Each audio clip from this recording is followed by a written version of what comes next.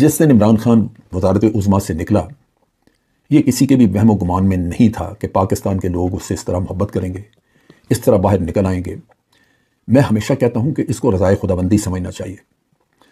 اللہ تعالیٰ جب کسی کو عزت دینا چاہتا ہے تو آپ دنیا میں بیٹھے جو جی چاہے کرتے رہیں، وہ عزت اس کو مل کے رہتی ہے۔ اور اگر وہ عزت مالک نے دے دی، دکھا دی، آپ کو نظر آ گیا، اب آپ اس کو ذلیل کرنے کے لیے آسمان اور زمین کے قلابے ملا دیں، لیکن وہ ہوگا نہیں۔ مالک کے سامنے آپ سب بے بس ہیں۔ رب العالمین نے عمران خان کو یہ عزت عطا کر دی، اور وہ کس طرح کی کہ آپ کے، میرے اور پاکستان کے عوام کے دل میں اس کے لیے جگہ بنا دی، ایک محبت پیدا کر دی۔ میں نے تو صرف یہ دیکھا کہ عوام جو اس کے جلسوں میں آتے ہیں، جب ان سے پوچھتے ہیں تو وہ کہتے ہیں جی ہم اس پہ جان قربان کر دیں گے، ہماری لاشوں سے گزر کے جا کے اس کو ارسٹ کریں گے، یہ ہماری ریڈ لائن ہے۔ اب یہ جملے ہم نے تو نہیں سکھائے ان کو، نہ عمران خان نے کسی سے کہے۔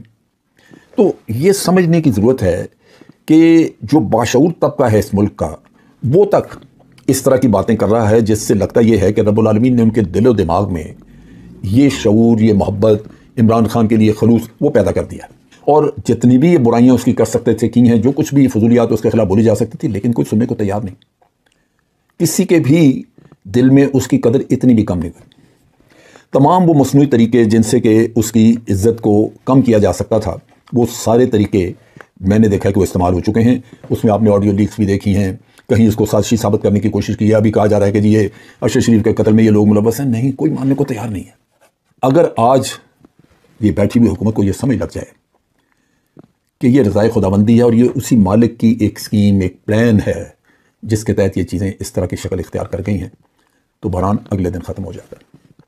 لیکن جب آپ رب العالمین کی ہوئی تدبیر کے خلاف جانے کی کوشش کرتے ہیں تو ذلت آپ کا مقدر ہوتی ہے۔ یہ سمجھنے کی بات ہے۔